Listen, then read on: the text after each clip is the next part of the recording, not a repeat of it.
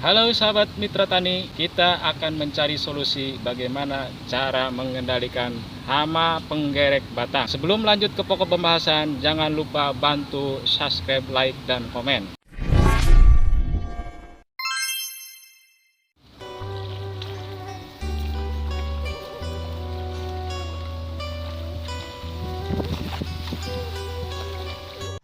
Assalamualaikum warahmatullahi wabarakatuh. Sahabat mitra tani dimana saja berada, semoga dalam keadaan sehat walafiat tanpa kurang suatu apapun. Baik, video kali ini kita akan membahas terkait yaitu hama penggerek batang pada tanaman padi. Nah, sahabat tani, di hamparan sawah yang ada di sekitar kita ya, ditemukan ada 3 jenis penggerek batang. Yang pertama jenis penggerek batang kuning, yang kedua jenis penggerek batang bergaris, dan yang ketiga jenis penggerek batang putih. Nah, di mana siklus penggerek batang memiliki masa metamorfosis, di mana ada fase bertelur, larva, pupa, dan imago, yaitu serangga dewasa.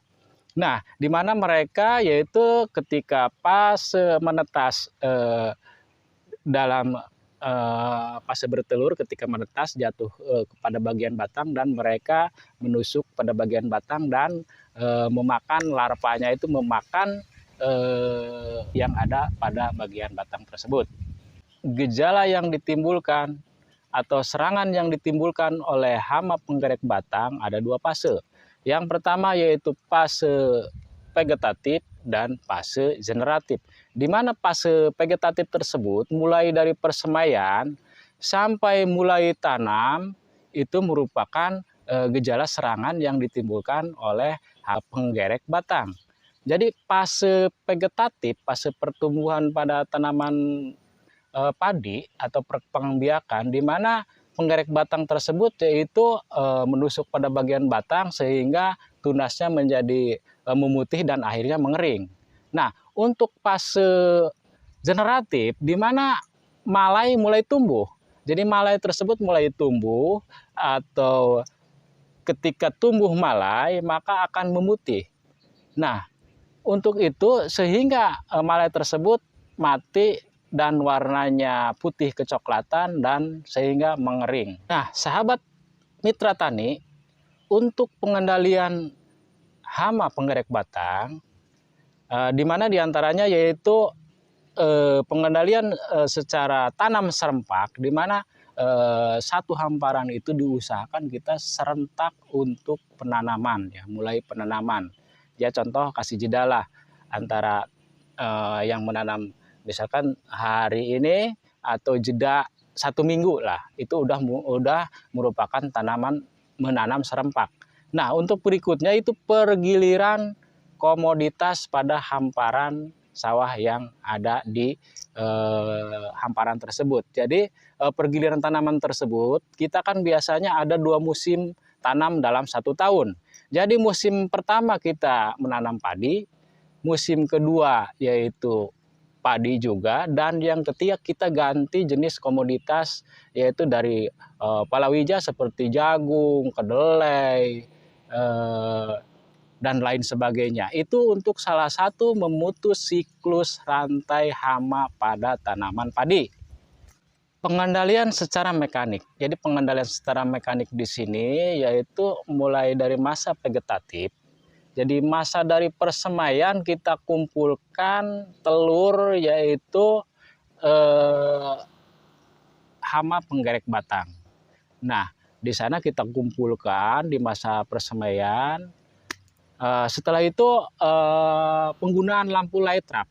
Penggunaan lampu light trap tersebut ngengat daripada imago penggerek batang atau serangga yang dewasa pada penggerek batang, yaitu aktif di malam hari. Jadi kalau menggunakan lampu pada malam hari ya, mau patromak atau yang dekat ke rumah menggunakan listrik, dan atau yang menggunakan bias solar atau tenaga listrik, tenaga surya ya ada ya. Jadi kita lampunya di atas, kita taruh bak penampungan di bawah. bak penampungan tersebut dikasih pestisida atau dikasih deterjen ya. Jadi ketika hama tersebut melihat sinar lampu, mereka itu otomatis secara berkumpul di lampu penerangan, mereka akan jatuh ke bak penampungan. Jadi untuk kita secara ini mengetahui bagaimana populasi yang ada di lokasi kita kalau sekiranya menggunakan lampu light trap. Dan yang ketiga, jangan lupa kita harus bijak menggunakan racun yang sifatnya kimia, karena di sana sahabat petani itu ada yang disebut dengan musuh alami. Jadi kalau kita menggunakan pestisida atau insektisida dengan bijak, jadi musuh alami itu tidak mati seperti kodok, laba-laba, serangga-serangga yang sifatnya memangsa pada jenis serangga yang sifatnya hama itu banyak. Jadi kalau kita bijak menggunakan pestisida, jadi musuh alami itu seimbang ya. Jadi ekosistem yang ada di hamparan sawah kita itu seimbang. Nah, di sini setelah kita telah, setelah kita amati, setelah kita aspek pendekatan yaitu pengamatan pada hamparan sawah kita, diperkirakan populasi penggerak batang itu sudah mencapai 10% baru kita menggunakan yaitu sifatnya racun. Yang direkomendasikan daripada racun tersebut yaitu berbahan aktif yaitu bensulat, feprinol, demohivo ya. Itu merupakan salah satu bahan aktif yang direkomendasi oleh pihak pertanian. Jadi untuk itu perhatian juga kepada kita semuanya ya, agar kita bijak menggunakan pestisida. Jadi agar musuh alami yang ada di hamparan sawah kita itu tetap terjaga ya, terjaga. Jadi untuk ketika kita mau mengaplikasikan, jangan lupa sahabat tani, ketika kita mau mengaplikasikan, kita harus membaca daripada aturan dosis yang digunakan untuk memberantas yaitu hama penggerek batang.